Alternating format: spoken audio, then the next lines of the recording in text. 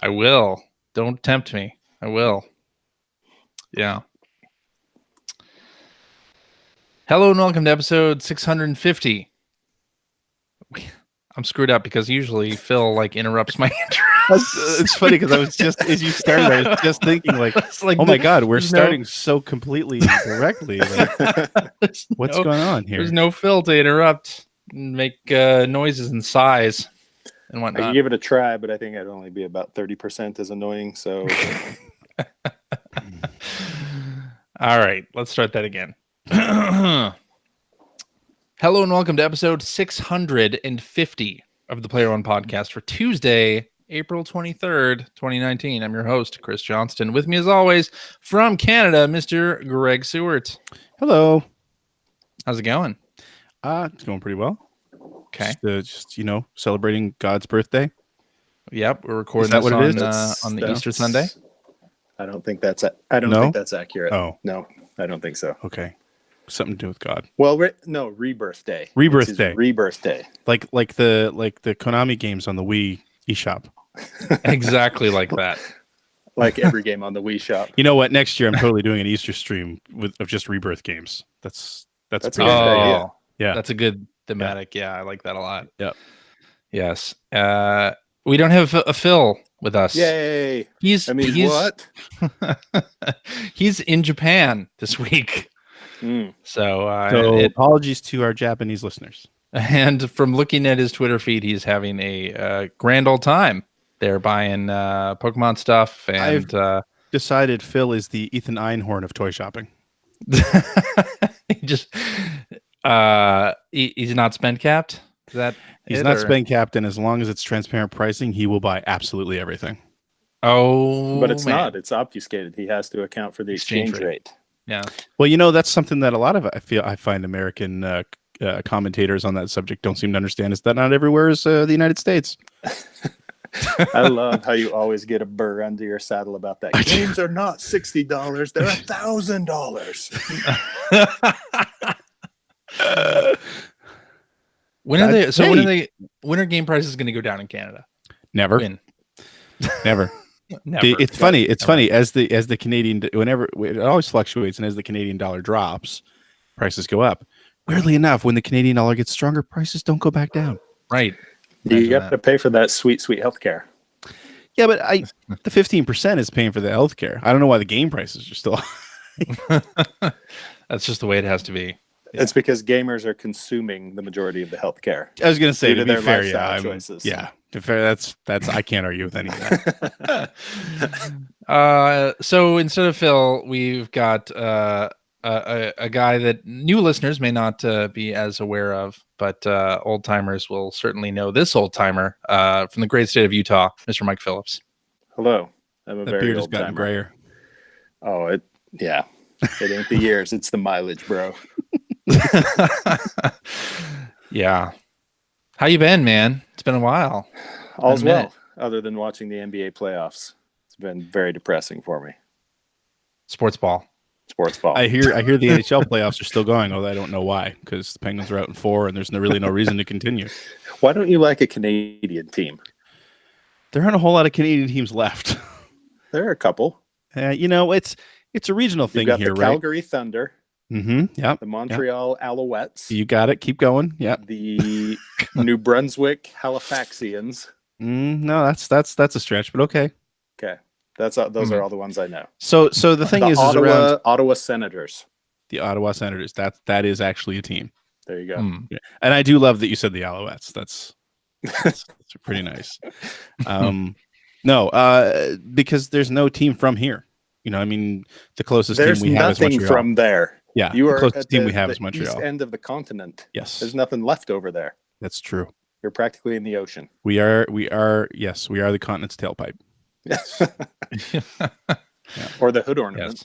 Depends on which direction. We are. We're decorative. So You've got the Anne of Green Gables Island. Yeah, if I was to go for closest teams, then it's like sort of a toss up between Montreal and like Boston, which is kind of who everybody around here likes, one or the other. But the thing is, you look at any team roster, especially from the year like when I was a kid. Well, that's true. It's mostly Canadian. Yeah, they're all Canadians. I guess it doesn't really matter. Yeah. They just come down here and take the Yankee dollar to go Pretty pay much. for their video games. Yes.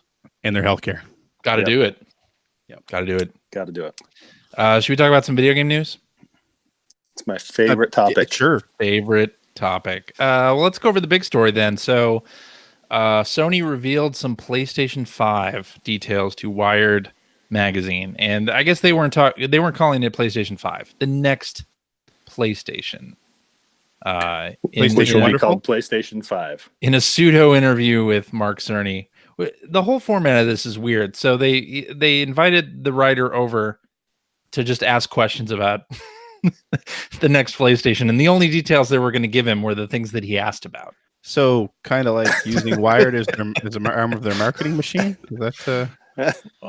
Never heard of such a thing. I know. Who would have thought? Didn't this happen once before? I feel like we knew some things about like the Xbox One X from Digital Foundry before, but it wasn't like this. It wasn't like here's a reporter who's going to ask a bunch of questions, and Mark Cerny may or may not reveal the answers to those questions. That must be the most frustrating thing in the world for a Journalist. Do I say reporter or journalist? Sure. Is that a word?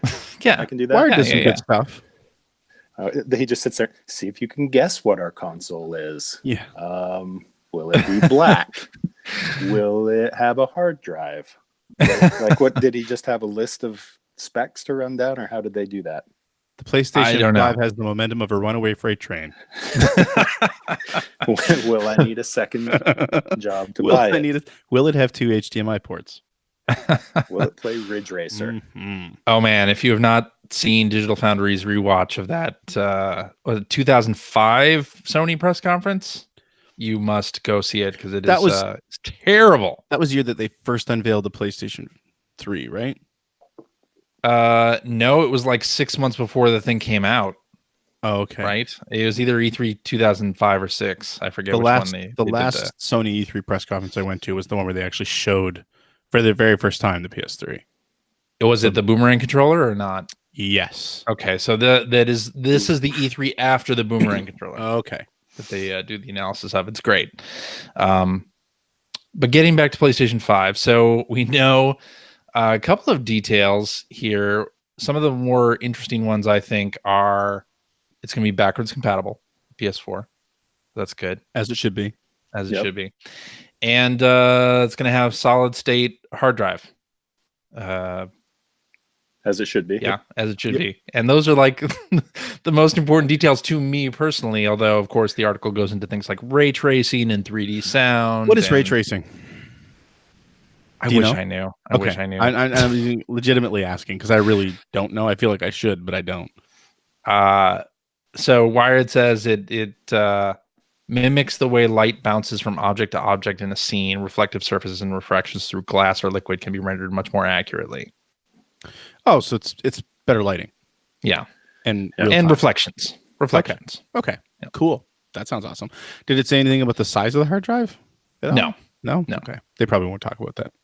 I do I mentioned love that. I mean, all of these things that they've revealed are like the sorts of things that you would predict it to Mhm. have. Like, none of them are revolutionary, or maybe they're just No. the ones that the reporter asked questions about because they're so obvious. But Right. SSD actually is exciting because that is one feature of a console that I've wanted forever that we have never gotten, which is faster load times, Mhm. because load times Absolutely. are terrible, and they have been They have forever. gotten bad.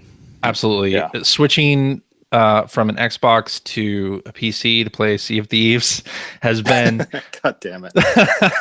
Wait for what you've been playing. Of you course. bastard. No, it's been kind of a revelation, really. Like, when I go back to the Xbox to play it, I cannot believe the load times on the spinning disc. So, like, Well, nothing's more SSD, frustrating than having to wait for semen. you said it.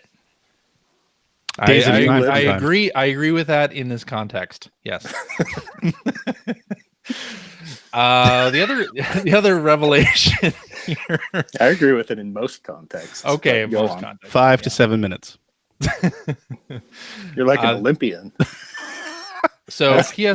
PSVR That's is with also 2 going to practice be rounds first.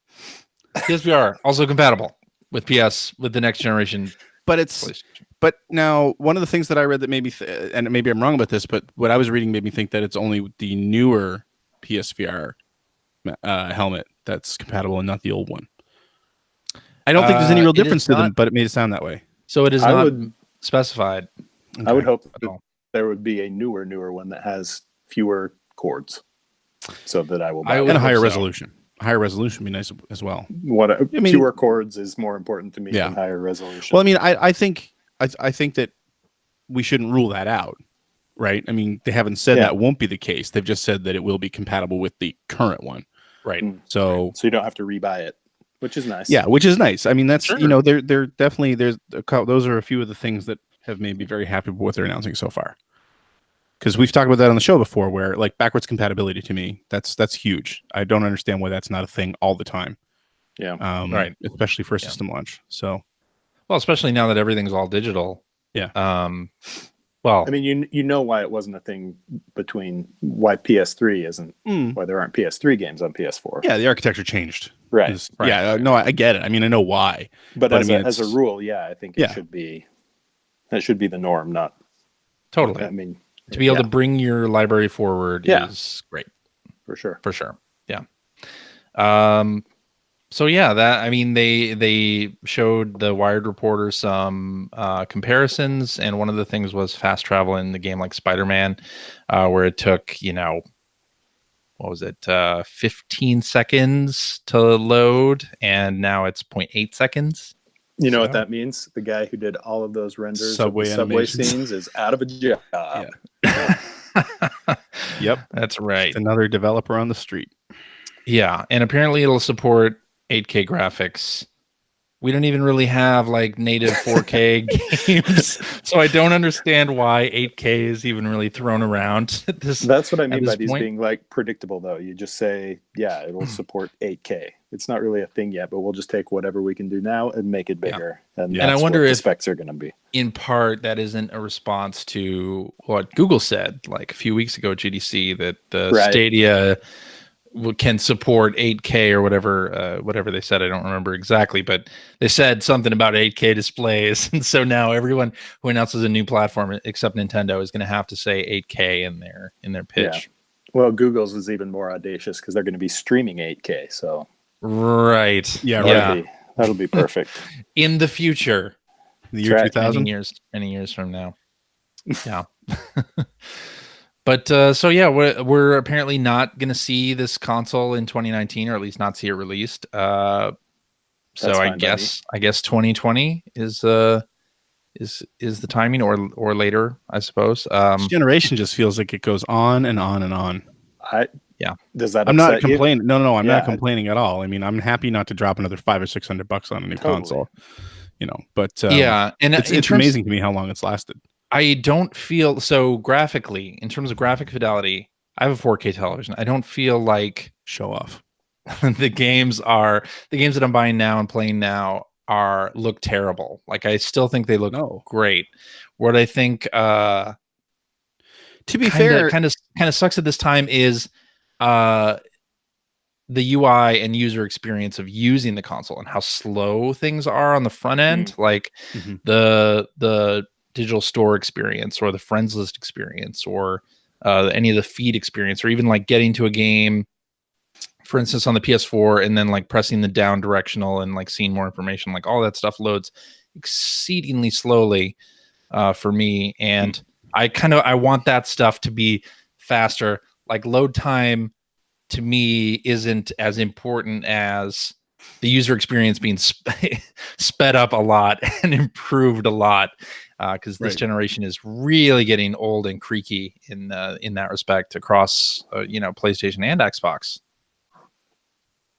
So that always seems to be an issue. I mean, it's always been an issue with the Xbox consoles, especially, and it gets worse over time. Yeah, it only gets worse. They add more and more things, and it just starts to be a bit of a house of cards. The OS is just kind of bloated, layer upon layer upon layer.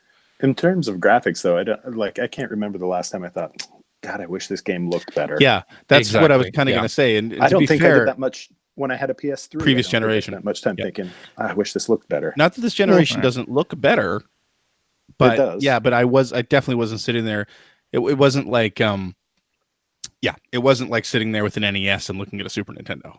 Right. So wrong with this. You know what I mean? Like it's the leaps have been much smaller. And it's okay. That's fine. These games look great right now. Agreed. Yeah. Anything that you're looking forward to seeing if they announce next? Like, what do you want to see from Sony next? I can't wait for them to I can't wait for them to announce the next Gran Turismo that we'll see in 2026. Do you think they will announce price anytime soon? Like, if it's coming out in 2020, not until 2020. Yep. Yeah. When did I forget when we got the? I guess we got the price on the Switch like 3 months before it came out. Did we have to wait until that January event for that? I think so. Not 100%, but I think so. Yeah, you might be right.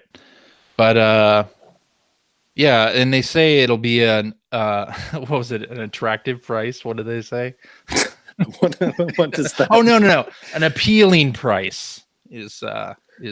They didn't say whether it would be appealing to Sony or to customers. Right? Yeah, it'll just be appealing. Appealing. Yeah, let me just confirm. I mean, that's the thing too, and I think was it Chris Kohler on Twitter that was saying this was, of course, all the stuff that they're announcing, any price they put on it is going to sound appealing when you're sort of layering on all these like 8K and ray tracing, whatever that is, and like all this stuff. It's like it sounds like the most powerful computer ever, and so when they announce a price, it's always going to sound good because it's cheaper than what you would pay for that on a PC. Yeah. Right. Okay. The quote, which was revealed on Twitter, it's not in the article itself, but the exchange was during their interview. Mark Cerny says, "I believe that we will be able to release it at an SRP that will be appealing to gamers in light of its advanced feature set." Yeah. See. So what does that mean? It's exactly what it's always meant. It means we're not sure how much these graphics chips are going to cost us yet. We'll find out, yeah.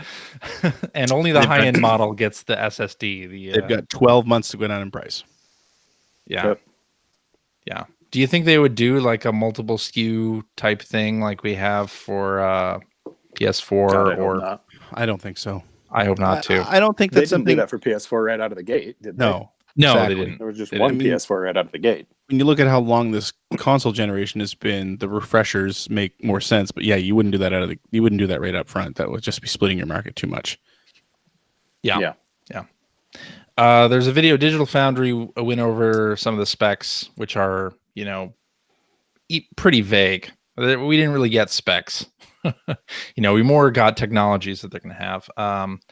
You mean ray tracing isn't a spec? No. Weird. So I'll link to that in the show notes. People can check that out. I thought it was pretty interesting. But we got another hardware announcement here. Microsoft has, during an Inside Xbox event last week, made the Xbox One S All Digital Edition official. So this has been rumored, not really much of a secret. The Xbone SAD. The Xbone SAD edition, funny. Yeah. How did nobody catch that? Call it anything else. God, so funny. The Xbox SAD. Call it anything else. But they have it's a pretty funny little promo video they have where it's like a dramatization or send up of how they came up with the idea to remove the disk drive. That's pretty funny. How they came up with I like that. Trying to come up with it on how do we do an all digital edition, and then the end of the punchline is a graphic designer just deletes the layer that the drive graphic is on, and that's it. Oh boy. So had to be there. Watch the video. Speaking of prices that appeal to gamers, though, $250. $250. Yeah. Allegedly $50 cheaper than the Xbox One S with a hard drive. Or is it? Except most retailers are selling the Xbox One S for $249 or less. Or less. Anyway. Yeah. So I guess you lean on the fact that it comes with 3 free games, including Minecraft and Forza Horizon 3, not 4. 3. So the better one. And it comes with Sea of Thieves also, which I love. Is Minecraft on Game Pass? Minecraft is on Game Pass, yes. So and Sea of Thieves is on Game Pass. Yes. Is Horizon 3 is not. Okay. No, but 4 is. 4 is on Game Pass. Oh. So that is an odd value proposition. It does come with 3 games that if you have Xbox Live or Xbox Game Pass, you already have anyway. Well, yeah, and you're going to have to get Xbox Live to play Sea of Thieves anyway because it's an online-only game. There you go. So, but it's interesting, right? I kind of expected a redesigned system, whereas this is the Xbox One looks like S without the disc drive. The video they put out is partially factual. They just took it out. In fact, somebody did a teardown of the machine. And apparently it even has like the eject button. Like it has the mounting for the hard drive there. Or no, the disk drive there. The drive. It's you just can't see it because the plastic shell covers it. Well, I mean that makes sense. Why would they completely redesign the inside of the thing? Yeah. It is funny though. They're just dipping a toe in the water here, basically. Right? I mean, this is all for next generation. To figure out if an all digital system would actually work. And I thought for sure this was going to be like an even more redesigned Xbox where it'd be smaller, because at this point in the generation, anyone who's buying an all digital Xbox is going to be a second machine, or like you already have a PS4 and Switch, so you're dipping your toe into Xbox. Like I kind of figured it would be redesigned, but no. And I would do that, but not for $250. I was just going to say, I feel like the price keeps it from being that. Yeah, I would do it for $150. 150, yeah. Which it probably should be, considering that I can find an Xbox One S for $200 all over the internet. Yeah. Well, and you got to figure this version of the Xbox will probably dip to those levels as well, right? Like, I hope so. Probably during the holidays. I would imagine. Yeah.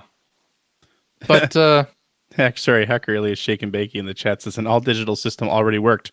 The PSP Go sold dozens of systems. Yeah, one to me. And one to me. You guys are like 50% of the market. I love the PSP Go. No, it's great. Too. What I thought, at the time, it was a bold choice because, of course, at that point, nobody wanted to be all digital. Now I think that makes PSP. Well, yeah, on PSP, but it makes more sense now. I think it's going to be interesting to see what the market reaction is to it, whether this model is successful, and if it has any impact on how they do hardware going forward. Would they do like a next gen system without an optical drive? I don't know. At launch, would they do it? Probably not. I'd say. I mean, I don't know. I will say though, if the difference is the difference here between the MSRP prices is pretty significant, I will say. So if there's an option, like if they're actually thinking about an option at launch between a non-optical drive and an optical drive system, and there's a $50 difference. That might be pretty. Something I would consider for sure. In that scenario, beyond that though, is how they treat backwards compatibility. If discs would be backwards compatible or not. Yeah, very good point. Because there was a fantasy when the PSP Go was coming out that there was going to be some sort of way to trade in your physical media and get an electronic voucher for, and that did happen in Japan, I think. I don't live there. We didn't get it here. See if Phil can bring me back some PSP electronic versions. But I will say the Xbox One supporting external hard drives, for instance, you got to wonder if they would allow you to put an external disk drive on an all digital system. Like if you, that'd be hilarious. Oh my god. Oh my god. That's kind of ridiculous, but yeah. Anyway. I don't think any of us are buying the all digital edition, but I think it's an interesting addition to the marketplace, and we'll see how it fares. I want to talk briefly about the new Switch firmware that came out last week, 8.0. Oh, good. Yeah, let's talk about this. Firmware chat. Firmware chat, most exciting thing you can hear about on a podcast. Are you going to read the release notes to us? Oh, can you do it in your sexy voice? No, I won't read the release notes. Sorry. Right. But I do want to mention that it adds the option to transfer saves between Switch systems, local Switch systems. So if the rumor was that that Nintendo is doing a mini Switch or a Switch 2 or a hardware revision of any kind, basically the door is open now from a firmware perspective. And the other thing I thought was interesting that I hadn't realized before is that you can transfer Nintendo accounts, or you can copy Nintendo accounts over to another hardware platform or another system. So, for instance, I copied my daughter's profile over to my Switch so that she can play and also be listed as online playing Yoshi's Crafted World. So what does that mean for digital purchases then? Yeah, that's where it gets kind of sketchy. I mean, I guess she could transfer her digital purchases over to my machine. Like if I didn't own a game, I think you can transfer them over. Okay. As long as the profile of the owner is on your machine, you can play it. But not at the same time.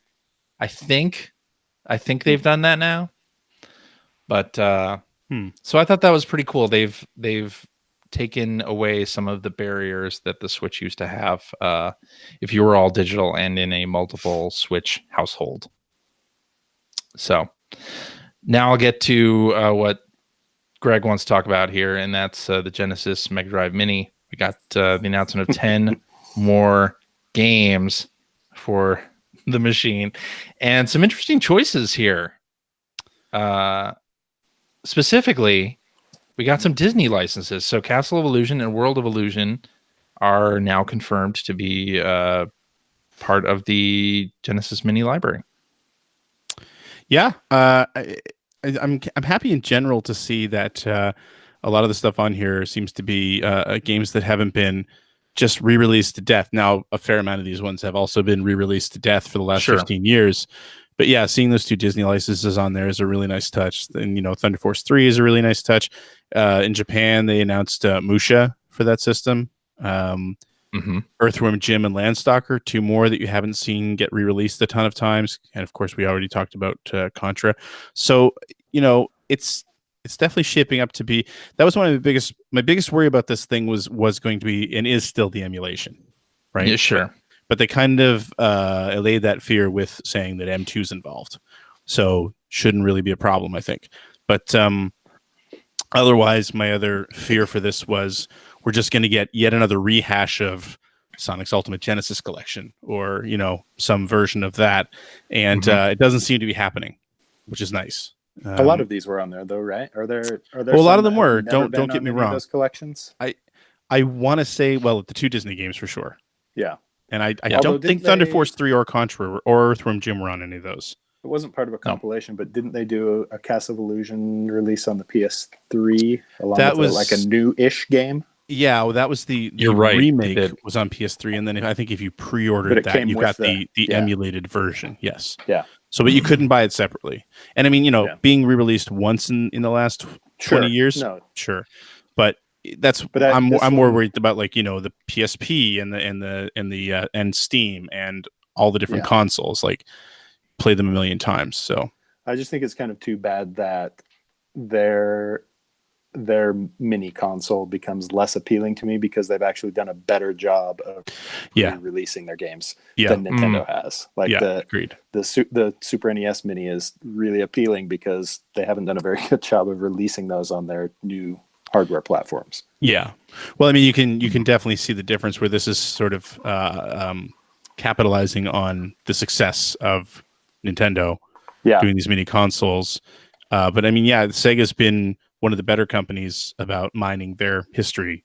Definitely. Over the last 2 decades. I don't really want to ever play Comic Zone again, though. No, I'm good with never playing that again. That's my favorite game that I play 2 levels of and then go, okay, I'm done with this.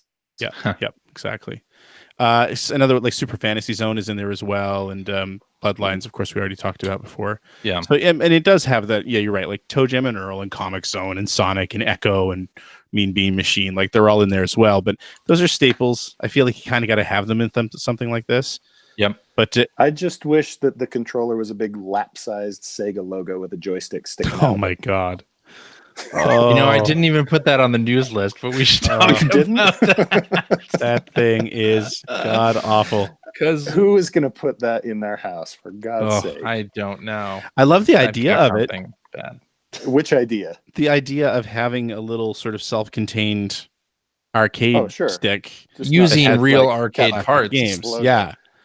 Yeah, but no, the big Capcom logo. Oh my god! Why did they do that? Why? So terrible. Why? Also, you basically have to be sitting ass cheek to ass cheek with the person you're playing with in order to do a 2-player game. Which is, there was never going to be any way around that, though. Well, you do 2 sticks. One sounds cup. Expensive. What? 2 sticks, 1 cup. It does sound expensive. Although, I mean, you take a chainsaw to that thing, cut it in half. You got 2 sticks. Yeah.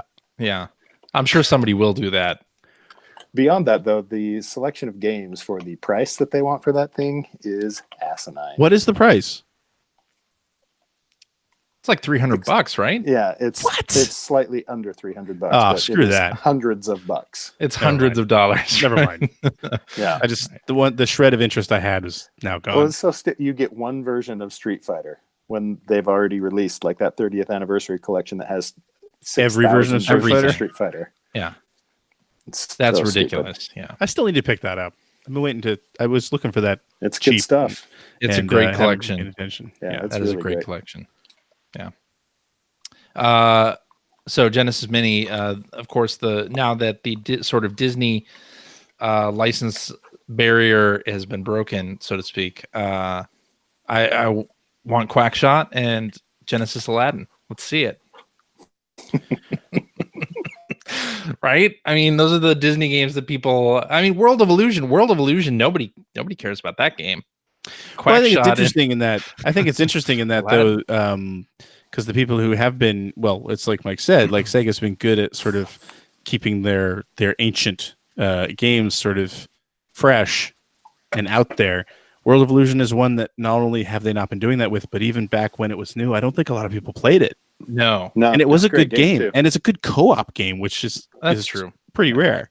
Yeah. So I mean, it's not. I think Castle of Illusion is better, but but World of Illusion was a lot of fun. Quackshot's better. Yeah, and I think the other thing, and Blair's talking about it in the chat, but this is the main thing too, because they're clearly dealing with Disney. Does that open the door for the X-Men games or Spider-Man on the system? I mean, that'd be nice. Cool. Those X-Men games were pretty decent. I'm going to be surprised if we get any of those licensed games that are like active licensed games. Like even Aladdin, they're doing the live action Aladdin, so we might not get Genesis Aladdin because of that, right? Yeah, sort of an active thing. And we're getting Castle of Illusion and World of Illusion because those aren't like active properties. Let's get some Rocket Knight Adventures on there. We got Konami in there now a couple times. That would be good, right? Yeah. I'd be down for that. Or what was this just came to mind for no reason in particular. What was the horrible sort of Indiana Jones themed game with the Ernest Evans? I think we broke Mike. Oh no, we're losing Mike. Mike's gone. Oh, he's back. Oh, he's back. Yeah, my internet's being very strange. Was it Ernest Evans you were talking about? See, every time I say Ernest Evans, you freeze up. Every time you say Ernest Evans. I'm going to try it again when he comes back. Okay. This is going to be amazing when you're editing. Yeah, I'll try that again. Try one more time. Was it Ernest Evans? It was. That game was terrible. It was terrible. Yeah. That was one of those games that Game Fan pushed the hell out of. I mean, what of those games that there was like a particular company, right? It was like Renovation and it was Wolf all Team and Wolf Telenet. Telenet owned all those companies. But there was like that and El Viento, and there was another game that was all loosely part of a series. They were all not good. Right. Valis. Valis games. Valis are porn games now. What? You didn't know? Yeah. Are you serious? Oh, yeah, absolutely. Yep. If you you don't want to dig too deep, especially not when your daughter's awake. But yeah, just go look up Valis X later on. Okay. Pornographic digital novels. That is what happened to that franchise. Those were very popular back in the Genesis days, and Game Fan, of course, tooting the old horn for those. Yep. As well. All right. Let's talk about the Castlevania collection, because we've got the list now of all of the games in the collection. So before we knew it was going to have Castlevania 3, Dracula's Curse, Castlevania 2, Belmont's Revenge. I have no idea why those are out of order in this PlayStation blog. Yeah, it's weird, right? Thing. Why? And Super Castlevania 4. And then the additional 4 titles are Castlevania Bloodlines, Kid Dracula, Castlevania The Adventure, and Castlevania 2 Simon's Quest. I wish they were doing something with the Metroid style Castlevanias in here as well, but not retro enough. I think having like Kid Dracula in here and Simon's Quest, very cool. Yeah, Castlevania The Adventure, that's not a very good game, but still interesting. Yeah, for sure. What do you think about that, Mike? Super Castlevania. I'm going to tell you that Mike thinks Super Castlevania 4 is one of the greatest games ever made. And probably. Yeah. Yes. Hey, Mike. Yeah. Ernest Evan. That's what I heard. That's what I've heard. It's not working anymore. You've heard that. Oh, it didn't work. I'm sure Mike said something very profound about how amazing Super Castlevania 4 is right there. He's gone again. It's great. This is good times. Internet. How does it work? Why? Not very well, apparently. No. All right. Let's get on to this next story then. Which is Sony is releasing a Raising Kratos documentary on YouTube. So this is going to chronicle the development of the new God of War game. They had video crews capturing footage during the development, and we're going to get that on YouTube. And they put out a trailer for it, and it looks pretty cool. Mike is having all kinds of issues here. Look, Mike's just screw this. Mike's I'm gone. out of here. Yeah. Mike's had enough of this shit. Yep, don't blame him. I love stuff like this. Very excited about that. I wasn't a big fan of the game, but I will sit and watch anything to do with the behind the scenes game development, especially on something as big as that. Absolutely. So. I only wonder like how much footage they have, because I would be interested in watching whatever they got, right? Like the ups and downs of this, because I think Cory Barlog said in an interview, like as late as 6 months before the launch, like the game wasn't completely coming together, and it would be just super cool to see all those ups and downs, because every game has those, right? Like Jason Schreier's book Blood, Sweat, and Pixels right there like proves that a lot of like great games have ups and downs. And, and that's a great read. And that's I think that's something that actually, going back to talking about Anthem and the whole article that came out about Anthem, I think it's important to read a book like Blood, Sweat, and Pixels, just because just to realize that sometimes some of that stuff does happen even with the best intentions. Totally. It's not necessarily someone being an absolutely terrible manager. Sometimes that stuff just happens. I'm not saying that's what happened with Anthem. Right. I'm just saying that it's not always the boogeyman. You know what I mean? Like, yeah. So it'd be interesting to see this one too, right? I mean, the creative process is weird sometimes. Yeah, I would recommend. There's a documentary on Netflix about For Honor.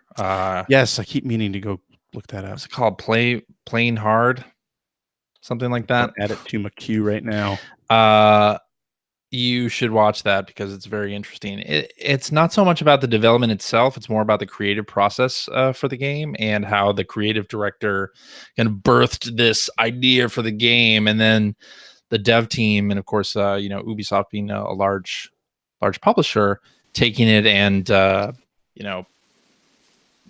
making it a saleable project, and not necessarily the creative director's baby anymore, kind of thing. So well, that's just very right? interesting. That's what I find interesting about that stuff is that, and kind of going back to what I was saying, is that even with even with great planning and good people, the vision that you start with almost never ends up being what you end up with. Right. And although in God of War that can be a painful process. In God of War's case, it does seem like Corey, was that figurehead director, like did have the vision and did. You always need that person. Yeah. And you do always need that person, which that Anthem article pointed out, that person didn't seem to exist. That they didn't have. Right. So, yeah. But very interested to see Raising Kratos, even though I haven't played very much God of War because of motion sickness reasons. But interested to watch it for sure. I don't think Mike went to fix it in it. I think he just went and got another beer. I didn't play much God of War because I didn't like it. Yeah, that's what I was saying. Yeah. But still interested to see a documentary about the development of it. Sure. I like documentaries about things I don't like. Yes. So you've watched Leaving Neverland then? Is that what you're saying? I'm working on a documentary about Phil Theobald right now. Oh, wow. It sounds like it'll be a short documentary. All right. I think with that, we should get to what you've been playing. And Mike, let's have you go first, since your internet is in perfect working order. Let's get this out of the way. If you go quiet on us, we're just going to sit here in silence and assume that you're saying really interesting We're things. just going to nod. Yep. Yeah. Mm-hmm. I've been playing with an Ethernet cable. That's sort of the main thing I've been playing with. It's pretty. I like the controls. Okay. Yeah. Assassin's Creed Odyssey. I finished your free version. Ago. Oh, well. And free version. No, it was Unity. It was Unity that was free. I'm sorry. And that was Origins. No, Unity. I thought it was Unity. Maybe it was Unity. Whatever. Unity. They were giving away through. I don't know which one had the Cathedral in it. That's why. Yeah. Unity. Yeah.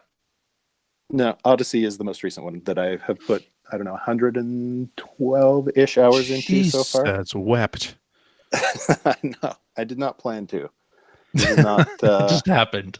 Yeah. Like, for example, I put about 60 hours into Red Dead Redemption 2 and hated all 60 of those. And Odyssey, I'm gleefully putting more and more time into. So I finished the game. I finished all of the available DLC. I'm at about 112-ish hours, and some new DLC comes out this week. Wow! So I'm pretty excited about that. Are either of you guys Assassin's Creed guys at all? I played the first one. I really loved Black Flag, and I really haven't enjoyed one. I like the one with the pirate ships. I'm pretty sure. I'm completely honest here. I'm pretty sure Black Flag is the reason CJ likes Sea of Thieves. It might be. No kidding. You might be correct on that. Because you really loved Black Flag, and then suddenly you were super interested in Sea of Thieves. And when Skull and Bones comes out, I will be playing the heck out of that too. You probably. I hear there's a boat in Odyssey, though. There's a lot of boating in Odyssey, and there was a lot of boating in Assassin's Creed 3, because that's sort of what led them to do Black Flag, was all of the sailing that was in Assassin's Creed 3. And if you get Odyssey, you can get Assassin's Creed 3 remastered for free, which is pretty great. Ooh. Oh. I think you have to get the package that comes with the season pass or something like that, which I did. So I've played a little Assassin's Creed 3 as well, which looks nice remastered, but it doesn't look nearly as good as Odyssey. But that's probably the best open world game that I've played since Spider-Man. I didn't put 100 hours into Spider-Man, but I don't think there was 100 hours worth of stuff to do. Yeah, I don't think you could do 100 hours in Spider-Man, not easily. I think that's actually one of the reasons I liked it so much. But yeah. So aside from that, I've been goofing around with games on PlayStation Now. I didn't talk at length with Greg on Twitter about it, but the game Adrift. I don't know if either of you guys have ever tried that game. Greg's tried that game, right? Yeah. You finished it? Yep. I have not finished it. I can't believe that game's not in VR. Yeah, well, I bought it because I thought it was in VR. Well, because I don't even know how that happened exactly, except I must have looked in an article at some point where it was called out as one of the best VR experiences. Yeah. It's just that it was on the computer, right? And it was just on the PC. Yeah. Yeah. That's I think that is a really cool idea for a game. I'm enjoying it a lot so far. It is. I enjoyed it a lot as well, although I'd be interested to hear, and I don't know when you'll be back on the show, so I don't know when I will hear this, but interested to hear what you think about it once you get closer to the end of it. Okay. It is already a little bit, it's pretty repetitive what you're doing, but I don't mind it so much because it's a smaller game, it's a shorter game, and like floating around and trying to get your hands on oxygen before you die remains pretty tense even the 100th time that you do it. There's especially those moments. Good job of conveying the feeling. Yeah, exactly. There's especially those moments where because the game is it is very repetitive and it never stops being repetitive, which was kind of my thing with it at the end. But it also made it very easy to compartmentalize it. And like, hey, I have half an hour to play. That's exactly what I'm doing. Yeah. Yeah. So, and I mean, that's how I play too. I play in generally short chunks. But yeah, the oxygen thing I found is that because you're kind of always in areas of the station that are intact, and then you sort of venture out into space. And there always seems to be that one thing in the distance that you need to go. You could go look at if you want to, but it's a big risk to do it. Yeah. So I find any time I venture outside the craft, it still makes me a little tense. Yeah. Which I think is great. Like it delivers emotionally on what it's trying to do, I think, which I really like. I like that it's as simple and tight and concise as it is. I dig that. And also a new-ish game that showed up on PS Now is Dirt 4. You played any Dirt 4, Greg? I have sort of left that series behind because I found, was it 2 or 3? It was like just ridiculously hard. And I just didn't get into it. I've always thought rally games are pretty hard, but that's one of the things I like about them because it's just you and the course, and it's, I mean, you're solely to blame for the mistakes that you make. Like you didn't inadvertently nick another car or get cut off by someone or whatever. You just took a turn wrong and ended up in the bushes, which I like that a lot. I also like the scenery. I don't know, all of that kind of stuff appeals to me. In this game, it looks terrific, and it reminds me of the first rally game I played, which I believe was Rallycross on the PlayStation, and I started loving it since then. And yeah, that game was fantastic back in the day, and this is just more like that but advanced. And all of these games I'm finding, like, I don't download any games on PS Now, I just stream them. And despite what my internet might display to you during this particular I was going to say, I love how it kind of cut out while you were talking. While you just said that was amazing. That was great. Yeah. It works perfect for me. I think the problem is I'm in the basement tonight rather than up where my consoles are, but that's another story. Also, I'm playing an iOS game. I know you love iOS games. Do they still have games on iOS? It's your favorite pastime is playing iOS games. Have you played Grim Valor? No, CJ? but I saw that you recommended it to a friend of the show, Ethan Einhorn. Well, I did, and he already had it. Yep. Huh.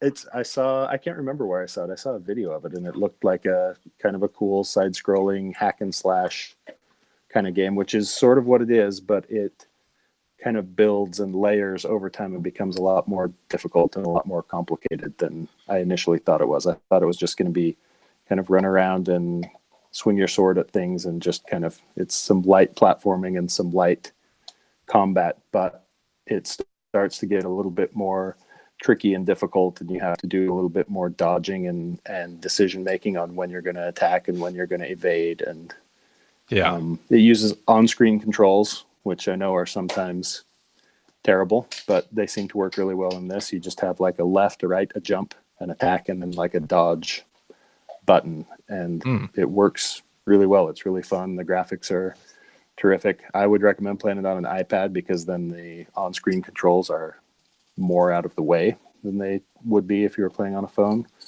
But that game it feels like a console game on the phone, which is pretty cool. Good. Yep. Cool. And it's a premium game, not free to play. So. It is, I think, $6. Yep. Or if you subscribe to their service, it'll be whatever it is, $13 a month. That's like it's like 1,300 times more than I'm willing to pay for an iOS game. I don't know if Grim Valor is going to be part of that service. They only, at least they've only announced like new games, not like library titles that are being added. So it'll be $13 a month for a library of 12 titles. Yes. Please be excited. Yeah. It's going to be interesting to see how that goes for them. But do you think that will really be the price? No. Okay. I think if it's any more than $10 a month, it's a non-starter. I agree. And even $10 a month is pushing it depending on how many titles they have out of the gate. Yeah. To me, it is competing on a phone with so many free-to-play games. And I know we know of at least one person that has a specific opinion on free-to-play games, but a lot of people play free-to-play games, right? I play a ton of free-to-play games. That's the thing, is like $13 a month. I don't spend $13 a year. By the way, where did you hear $13 a month? Where's that coming from? Someone posted an article that linked to that price, and Ethan commented that would be a slam dunk for him. I'm sure. Well, I mean, I'm sure Ethan would pay $20 a month. It's a non-obfuscated price for that service, is true. Right? But I can't believe you guys would take shots at Ethan like that. I'm not taking a shot at Ethan. I love Ethan dearly, as you know. But Mike was taking $10. Mike I like Ethan too, but I am taking a shot at him. But $10 a month, I think, is the most I'll pay for streaming anything, unless I get most of my content from that particular service. Yeah. But there also comes a time when you have too many subscriptions to too many services too. I already trimmed out all of my video services except Netflix, and I get Amazon because I am an Amazon Prime member. So I have those two, and I'm not keen to add any more. I'm going to do the same way with games. I've currently added. I don't know if you would know this, but it's Crave up here. It's called Crave. It's another streaming service. But the only reason being that for like $11 a month, you can add HBO and Showtime to it, and it's like live. So like Game of Thrones will be playing on Crave tonight, and I'll watch it after this. And as soon as that season's over, I'll be canceling that subscription. Right. Yeah, I think a lot of people do that. I'm the same with music as well. I have Spotify, and I'm not going to get Apple Music. I'm not going to get Tidal. I'm not going to get any others. I'm good with one.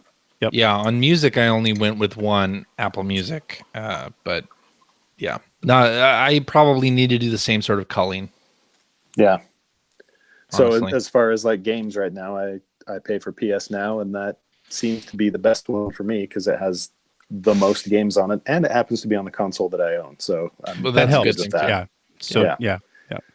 But if it came down to that or Game Pass, I still think I would choose PS Now just because it has 7 times as many games. I think we've sort of danced around this on Twitter before. Like Microsoft with Game Pass, that feels like they have a lot more traction with marketing. Like people know Game Pass. Totally. Yeah, it's definitely more top of mind. PlayStation Now, where people just don't think about PlayStation Now. Like even when the PS blog does a story about what titles are being added, like I just don't feel like it gets any traction. I don't feel like any journalists talk about games being on PlayStation Now unless they're just regurgitating for sure an announcement. I was listening to a podcast, and someone was talking about Game Pass and how Microsoft had introduced what they consider to be the Netflix of gaming, and I'll be interested to see if Sony does something to try to follow suit. Oh, right. Like, exactly. What the fuck are you talking about? Okay. Yeah. Nobody thinks about PlayStation Now. Well, aren't you interested? Colossal marketing failure. Yeah, and I don't know what it is that they have to do there, but there's got to be. They've got to like. I don't know. And they add new games every month. I mean, they have a ton of stuff that's relatively new on there. They have like Solid 5 is on there now, and like I said, Dirt 4, and there are tons of relatively new games that are on there as part of the subscription. What I think Microsoft has done so well with Game Pass is debuting first party titles on there. That was huge right there. Yeah. And then also debuting indie games as well. And now if Microsoft keeps doing the Game Pass, the ID at Game Pass streams to tell people about indie games that are premiering on Game Pass, that's huge. That keeps that service in the top of people's minds, whereas PlayStation Now just isn't. For sure. All right. It's not even the middle or the back of people's minds. It's nowhere in their minds. It's nowhere. Right. That's sad. Which is a bummer because it is great. Especially, man, if you ever find the Amazon deal where you can get a year for $60, that is a steal. Yeah. There was a promo about a month ago where it was cheap. Yeah. Yep. Too. You could get a year for $60. Yeah. $5 a month for that is pretty extraordinary. The only time I tried it was when it was in that beta phase on PS3. And I didn't have a great experience with it, but I wonder if it's improved. Do you feel any of the lag when you play? No. No, and you have the option now. If you are playing a PS2 or a PS4 game, you can download them. So if you would rather it function like Game Pass, you can. The only ones that you can't download are PS3 games because I guess the architecture thing that we talked about before. Right. So PS2 and PS4 games you could download and play them locally if you have a problem with lag. But I much prefer the experience of hitting a button and being able to play within a couple minutes instead of waiting for Metal Gear Solid to download. Forget that. Yeah.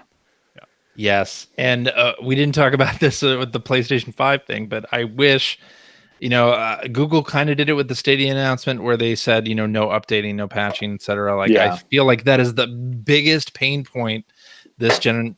Like when you get home, you want to play a game, you only have a half hour or whatever, an hour to play, and you have to download a patch. It's the worst experience. That scenario sucks. That scenario is 10 times worse when it's your kid that wants to play a game and you have to let them know we have to wait for an update for this game, even though you don't give a shit about what this update is.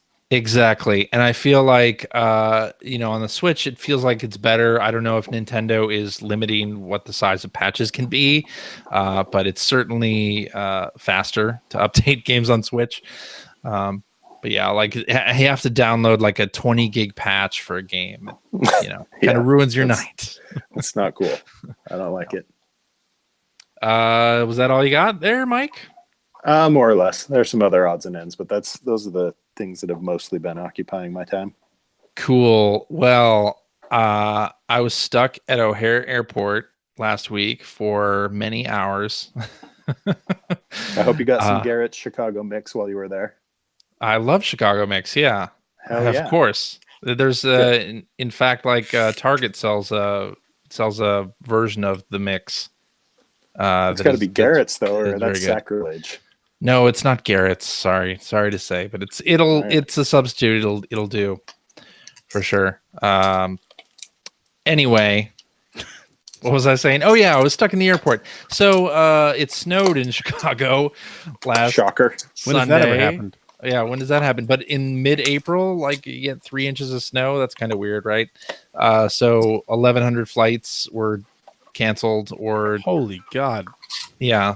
So I didn't end up leaving the city until Monday, almost 24 hours after my plane was originally supposed to leave. So I got a lot of time on the Switch while I was waiting in the airport. And I finished SteamWorld Dig 2. Nice. Which is from Image and Form. A great little light Metroidvania game. Very fun. Sort of mixes Mr. Driller gameplay, I want to say. No, not really, but there's a drilling mechanic to it, and you power up your various implements to be able to dig deeper and find quest items and whatnot. In this one, you play Dot, and she is trying to find the protagonist of the original SteamWorld Dig, who is lost. And really interesting game. Really fun, and I'm glad that I was able to finish it before SteamWorld Quest comes out this week. Is it basically the same formula as the first game? It is the same formula. I have not played the second game. Yes, it is the same formula. They do add a couple of interesting sort of customizations on your equipment that wasn't in the first one. So you can decide like what things are most important to you for each of your stats or each of your weapons or implements. And it's a really fun game. I loved the first game, and the second game. I liked the first game quite a lot. It was really was really, really good too. I don't know if it's just because I'd played the first game and knew what that was that this game basically does the same kind of thing. So I'm not as impressed, I guess, but it's a really impressive game. The pacing is really nice. It never feels slow at all. Lots of fun secret stuff to find, and I really enjoyed it. So you should check that out. I'm really excited about SteamWorld Quest, even though it kind of looks like a sort of card battling RPG, which is not generally my wheelhouse, but I'm willing to give it a shot for the SteamWorld games because I just like what Image and Form has done there so much. I can't think of a game whose lore I enjoy enough to endure a card battle game based on its lore. Well, it's like it's not Yu-Gi-Oh or anything. It's like sort of a light deck building type thing. It looks interesting. It looks a lot lighter than what you're thinking about. Okay, but no, I don't think I can play anything that has the phrase deck building as part building. Of Okay. Well, I've heard really good things about it from people that I trust who have been reviewing it. So, I also downloaded Dreams Early Access. Oh, Mike! Shockingly, excited. I have not done this yet. So what? Talk to me. I know. I just haven't had a chance to. So I want to hear. So, as you know, with Little Big Planet, I played the levels that Media Molecule had put together, and some of the user generated stuff, but I didn't create anything myself. And in general, that's how I do things with these sort of level or the sort of game making applications that have come out. Super Mario Maker is maybe the exception where I did actually make a level, right? Well, good news. The tools in Dreams are only 50 times as complicated as Exactly. Yeah. And Little Big Planet, I think the reason I didn't is because I just didn't get my head around the tool set. Didn't spend the time doing that. But so Dreams, good luck. Dreams, good luck. Exactly. So I went through the first set of tutorial levels, and they have this really great system actually that puts up a tutorial video overlaid on your screen and goes step by step, and there are on-screen controls so that you can pause or rewind 10 seconds to kind of get what they're trying to have you do in this world, right? And the first couple things are how you move around the world, and then they have you do some pretty light like world building. So you're moving platforms around and making a bridge and paths and things. And this might be in the version that you already played, Mike. I'm not sure. I mostly played other people's content, if I'm being honest. So yeah. Okay, and I did some of that as well, which I'll talk about in a sec. But the tools. Well, once you start to get your head around it, it feels like, okay, I can do this. I can make a bridge. I can make these platforms. This sounds good. But then if you want to like make a game, it starts you on like, the blank slate, and you're like, okay, where do I start? Like the tutorial levels, the tutorials sort of have this thing pre-set up for you. It doesn't show you how to like go from a blank canvas to making something, or at least the levels that the short tutorials that I played haven't done that yet. So when I went to like make something new, it was like the controls that I had in these tutorials aren't the same as what I have now, so I'm not even sure what to do. So this is a game I feel like so you're off to a good start. Off to a great start, yeah. So I just feel like like you always wanted a video game that basically has a built-in lynda.com. Exactly. Yeah. Homework the video game, right? That's what I want.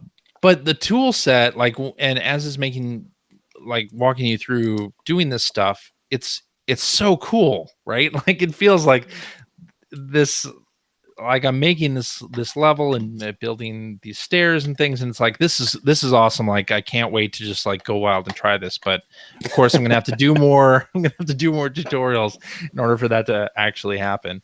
But when you see the levels that people have created, the games that people have created, like you can understand just how powerful the tools are. Yeah. It's like just a matter of being able to do it.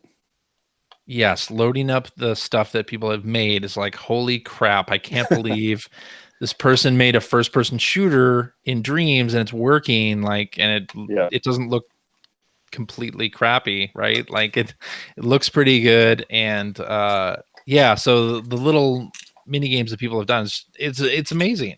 Really, I'm super impressed with what people have been able to do with it.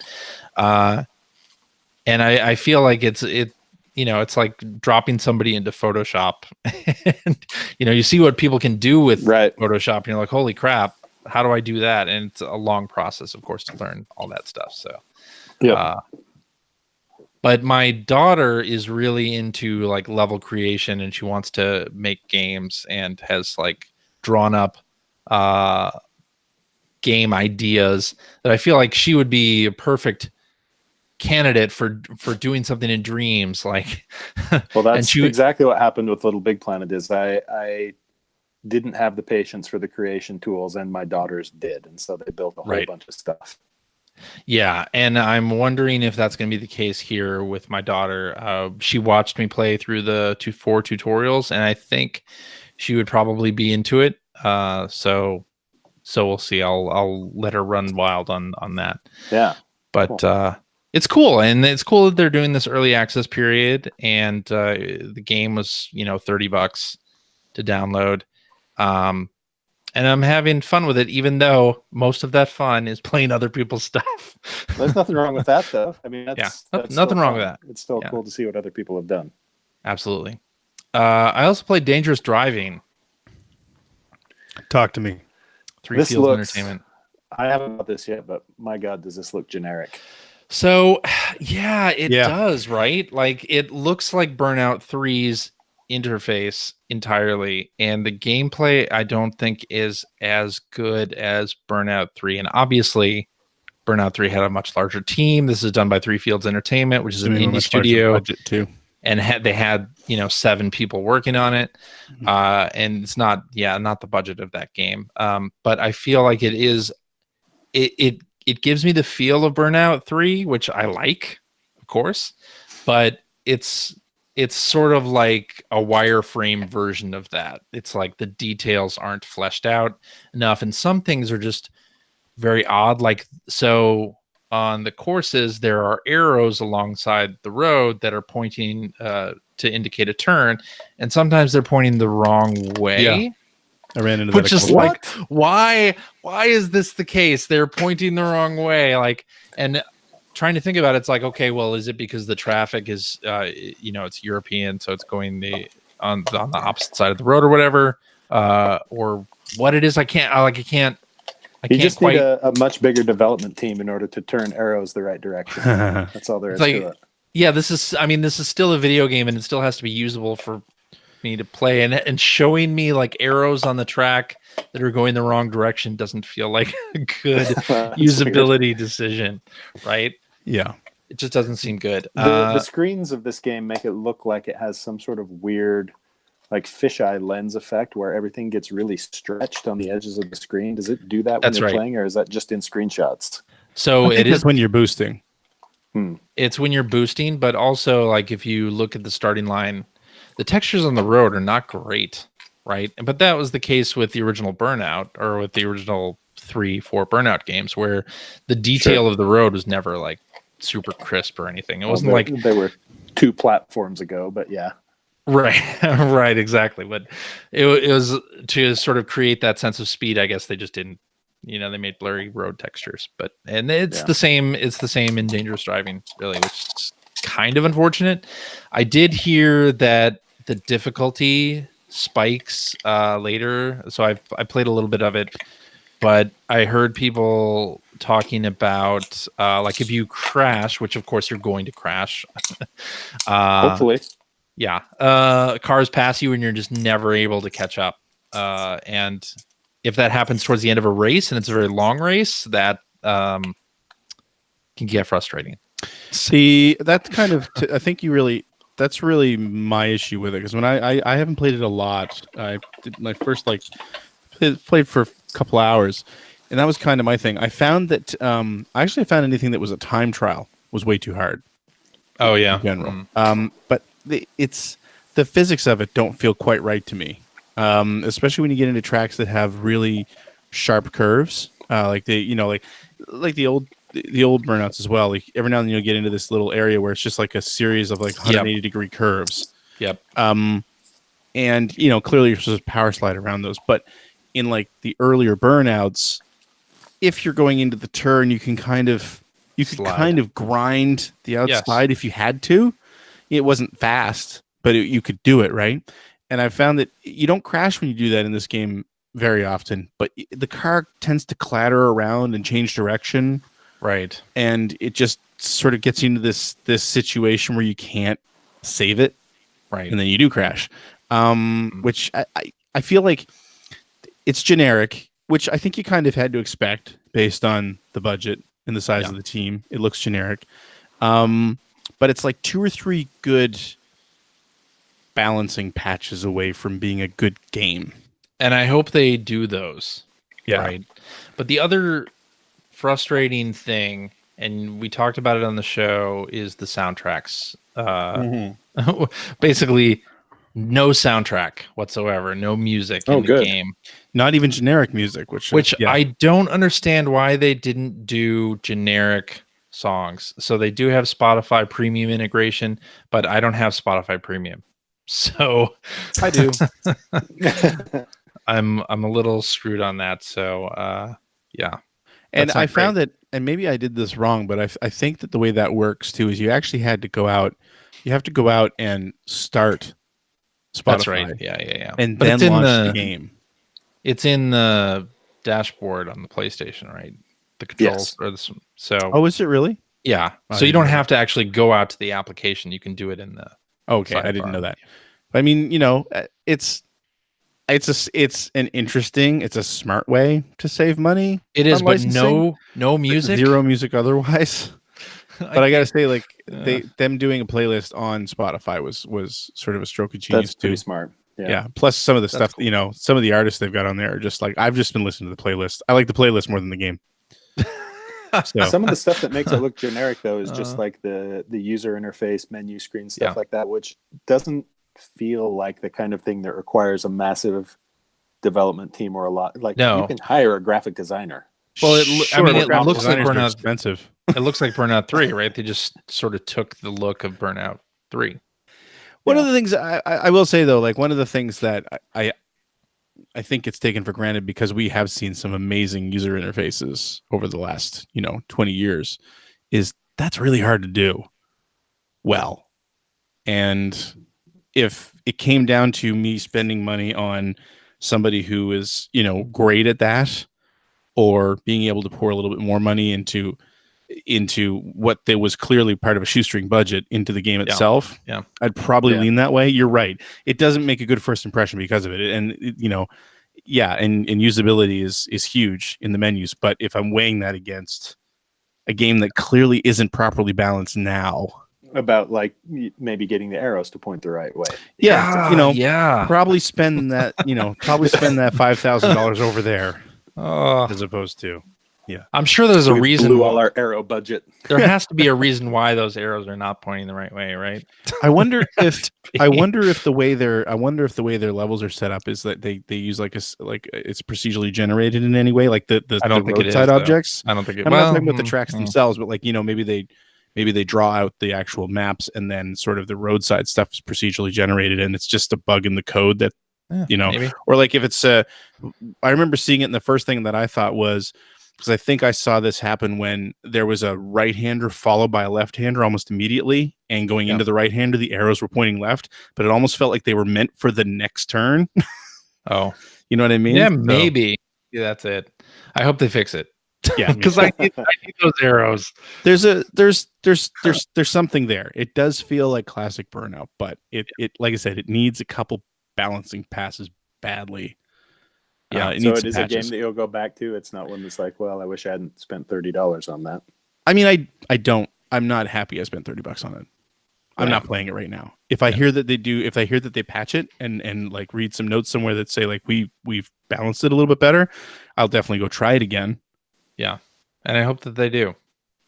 I've also been playing Cuphead on the Switch because that came out last week as well. New to you. And it's new to me. Yeah, a really good port, although I never played it on the Xbox or PCs. Why is that not just the Switch's tagline? That's what it should be. It should be right on the box. Yeah. Switch. New to you. Have you guys ever heard of this game called Darksiders? Anyone? I think it came out in 1987. But so I haven't played too much of it yet, but I really like the look of Cuphead, of course, and avoided it up till now because I thought, too difficult. But hey, it's on the Switch, so it's new to me, so I bought it. Yay! Is it too difficult? It's a challenging game, yes. As advertised, challenging game. I didn't buy it because it looked too difficult, but then when it was on the Switch, I'll buy anything on the Switch. Difficult. You should know that already. I'll buy anything on Switch. Yeah, even for the fourth time, Good which Lord. is Friday the 13th when that comes out on Switch. That'll be the fourth time I bought it. Oof. Yep. So anyway, Greg, Hi. why don't you tell us about what you've been playing? I've been playing a whole lot. I played through Guitar Man the other night Oh man, because it had been a while. That game's soundtrack What did you is so play it on? good. PlayStation 2. Okay. Yep. I do have the PSP version, but my PSP, that would require charging. Wait. If we're talking about new to you, that's a game that would be perfect on the Nintendo Any new Switch. console? Or anything. Right, There we're taking you on go. anything. There you go, CJ. That's Take it on anything. I love. I don't think Koei Tecmo wants to revisit no. Guitar Man, unfortunately, but But it's a shame. I'd love that. That's a good game. And otherwise, I started playing Simon's Quest again because I love Simon's Quest, and one of my Extra Life donors requested it, so I started playing it this past week. And you know what? That game I still don't understand the hate that game gets. I thought it was creative. I thought it was gutsy to go completely different with that style. The translation, I think the only thing that makes the game bad is the translation, because the clues are not there, and so you got to figure some weird stuff out, But when you really look at it and you really consider that it was a fairly early game on the NES. Yep. The things that it's doing and the day-night cycle, and the fact that every screen has a day and night side to it as well, it's pretty impressive. And it's actually, when you think about it, it feels much more akin to the direction they finally ended up taking that series when they went with Symphony of the Night. It's much closer to Metroid than Castlevania. But anyway, other than that, I've just been spending all my gaming time marathoning Schitt's Creek. So yeah, that's nice. some good watching. That's my wife and I. That's probably our favorite show right now. We're all caught up. I can't believe there's only going to be one more season. Sad times. Yeah. What are you It's going to your do? best export, Canada. Well, you get the old SCTV folks back together. That's what you get. You get gold. Totally. True. And you get the SCTV folks and their progeny. You get to enjoy Right? Levy's son, who is And daughter. hilarious. But he is hilarious. He carries that whole show. Yeah, he's great. Yeah. He's But anyway, also on your Canadian baking show. He's the host of that too, which is fantastic. Is that show still on? I don't know. I only saw 2 seasons of it, and I don't know if they've played any more. Don't know if it's still on or not, but yeah, Good stuff. it is. But anyway, that's all I really played this week. All right. You know what I think that means? It's time God. The soundboard. for tweets.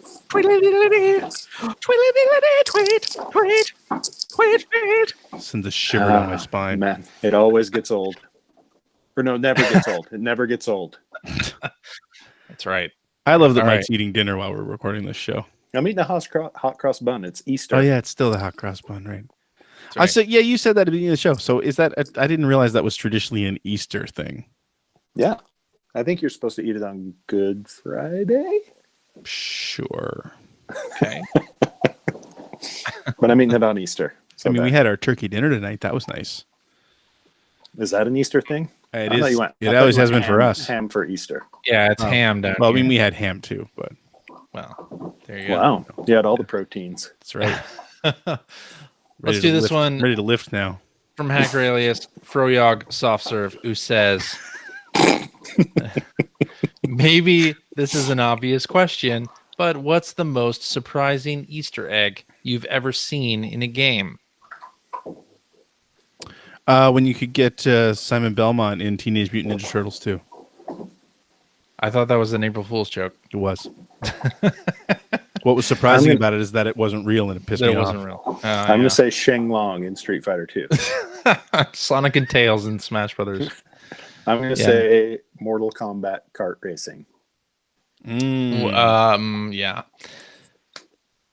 You know what I think is one of the most surprising Easter eggs is the fact that Minus World was real. You know, back in the day when Super Mario Brothers came out, like the existence of Minus World was one of those sort of schoolyard rumors. Like you heard about Minus World being a real thing, but it wasn't until like there was an issue of Nintendo Power, I think, that told you how to do it.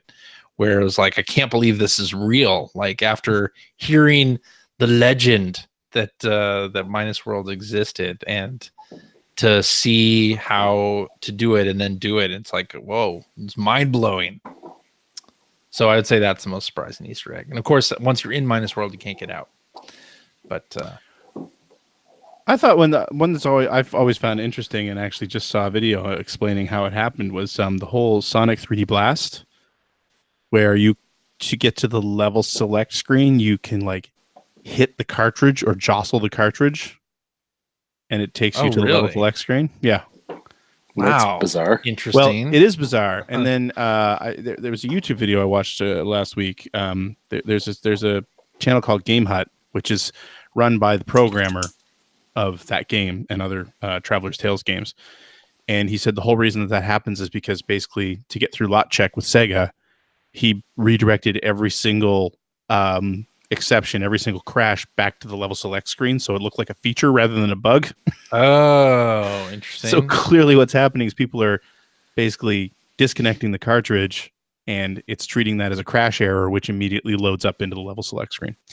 But it was still, back in the day, it's just like, wait, you physically like move the cartridge? Huh. That's weird. So anyway. Interesting. Does the Metal Gear Solid, I guess, I don't know if that's exactly an Easter egg, but like Metal Gear Solid, the thing where it scanned your memory card to tell you when Psycho Mantis like is reciting the Konami games you've been playing? I think that's an Easter egg because you wouldn't necessarily come across it if you didn't have those save files on there. Right. Yeah, that's true. Yeah. That was cool for sure. Let's do this one from Hacker Alias Rambus Dunk, who says VR seems to have a good foothold in gaming now. Can you imagine VR not being a part of gaming in the future? Absolutely. I think it's still a niche thing. I know it's got a foothold, but I don't know. I don't think anyone's scrambling to. I think we've passed by the moment where everybody was really, really into VR. I'm still happy about it. I still play it. I still play the games on it. And there's been some great stuff, but it's definitely not as hot as it was. Sure. Yeah. There'll always be something new, and then something fades away, and I don't know.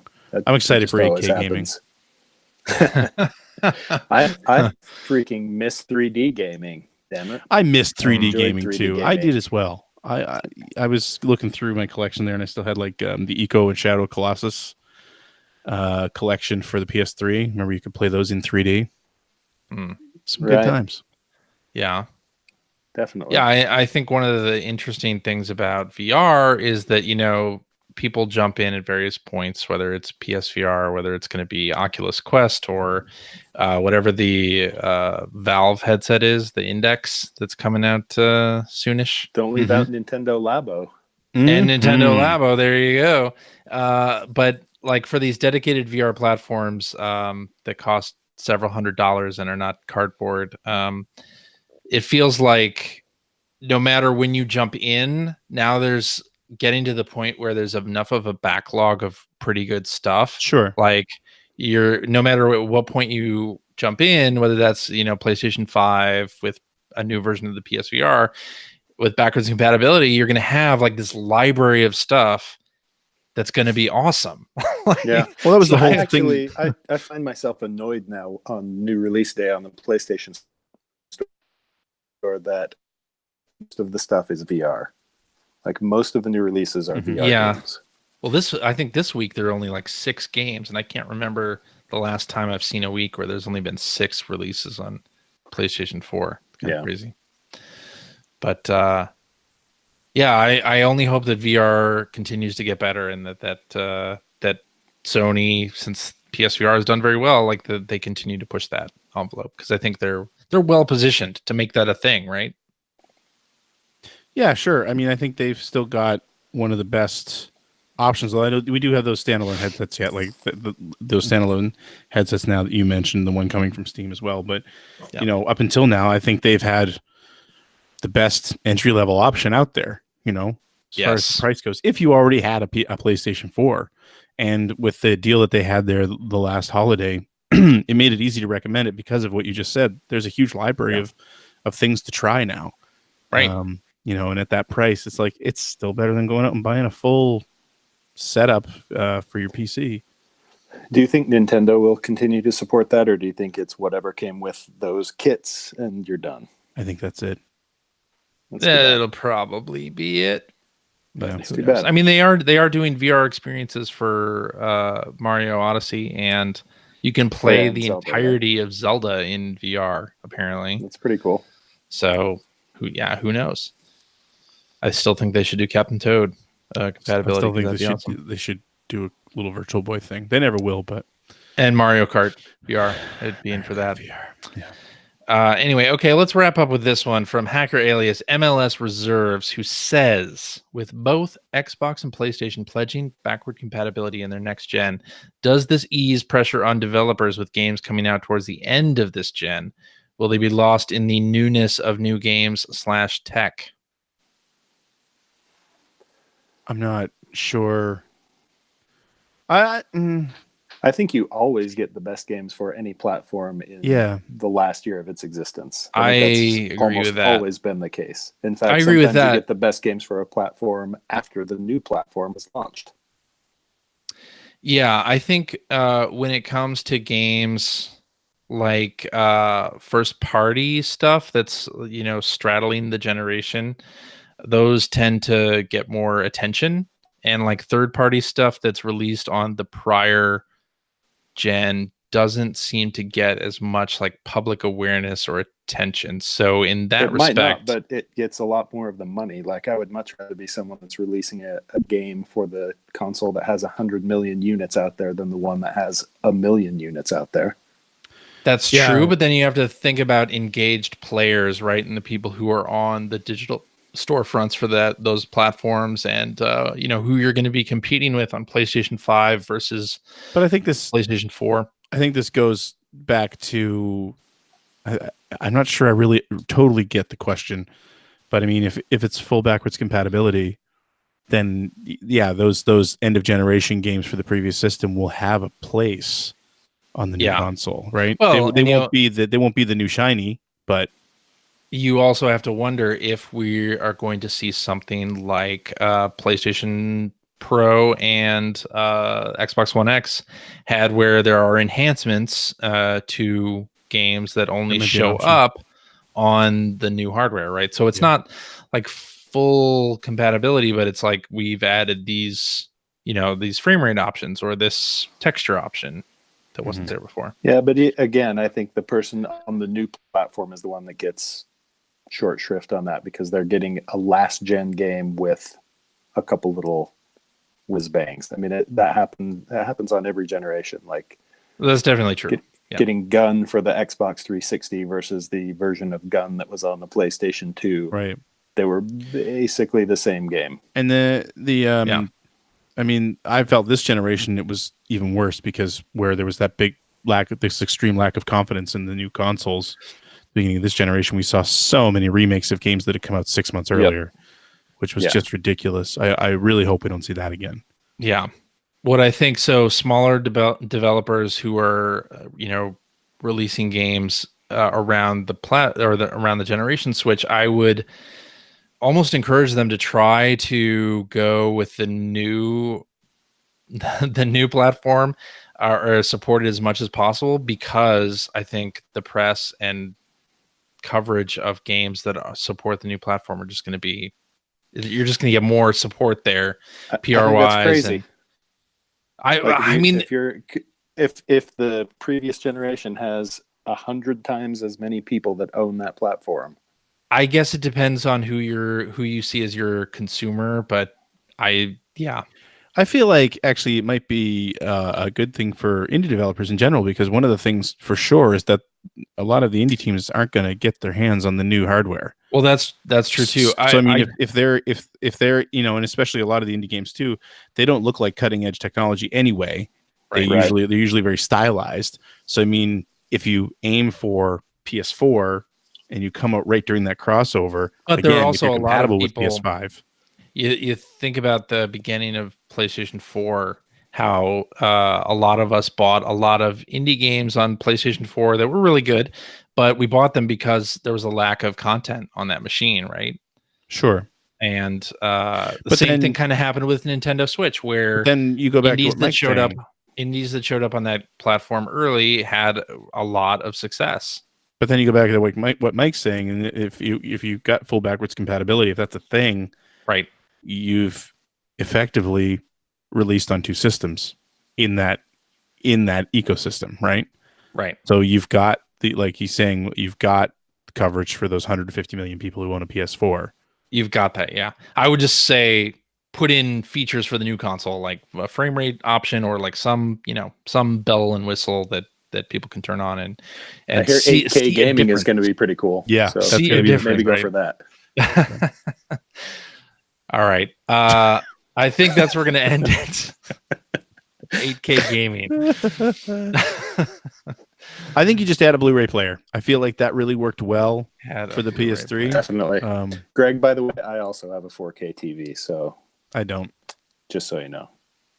And apparently Phil does now too, right? Or is shopping for one. I don't know if he bought one, but he was shopping. They're probably still expensive in Canada, but down here they're dirt cheap. I got two. I got to pay for community divorce dad parties on the weekends. So. Hey, I go to those too.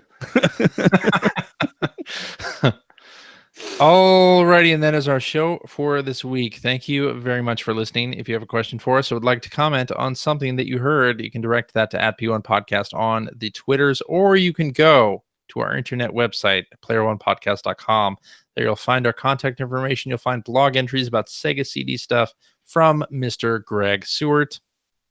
Yep, broke ground on. I'm actually doing the video editing on the next episode, so nice, it's going pretty well. And you'll find Generation 16 episodes. Did I already say that? Isn't that what we just talked about? Did I already say that? Okay, sorry. That's what I was talking about. I might not have been listening to you, though. I'm in a full-on panic because I forgot I need to do Phil's part for the outro this week. So I'm like, God, what am I going to say?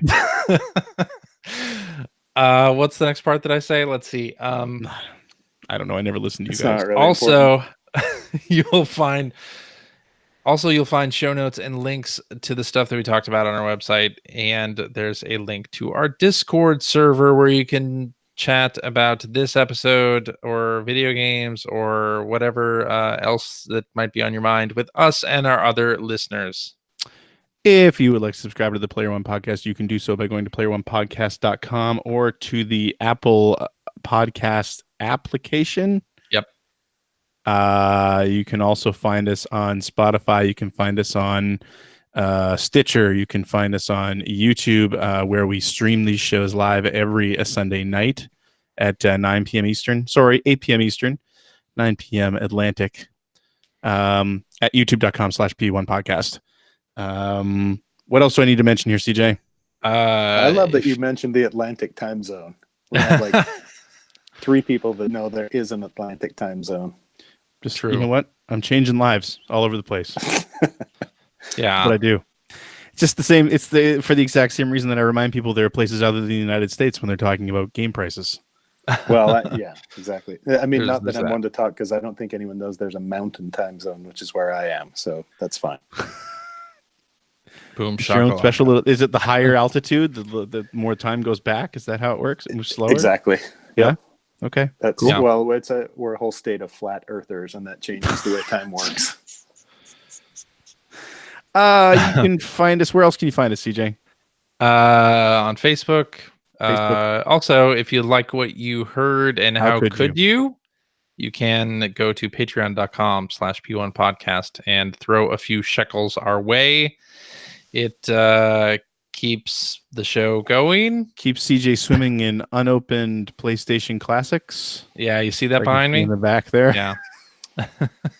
That's the best PlayStation Classic, really. It's the unopened. Kind of. I wish that lineup was better. But anyway, what else? Oh, and if you have a few extra bucks, go over to patreon.com/generation16 and throw a few of your shekels Greg's way for his fantastic video series on America's favorite runner-up, the Sega Genesis. There you go. What if they did a Sega CD Mini that sat under the Genesis Mini? Oh, what you're already hearing about is people 3D printing Sega CD shaped stands for their Genesis Minis. My God, which I am amazing over. I will. That is amazing. Buy one of those on a heartbeat. Yeah, it is the sexiest Shark on there, though. The sexiest console ever, as you can see behind me. So, too true. Yeah, I think that'll do it. Hey, CJ. Yeah. Thanks for hosting this week, man. Well, thank you, Greg, for appearing on the show, unlike Phil, who's in Japan. Yeah, big world traveler. What time zone is that? Japan time. Standard time. Okay, good. I don't know. You guys are, I'm glad you're well educated on this. We're worldly people. Listen, man, I'm just fighting the fight for Canada. I can't do the whole world, man. Okay.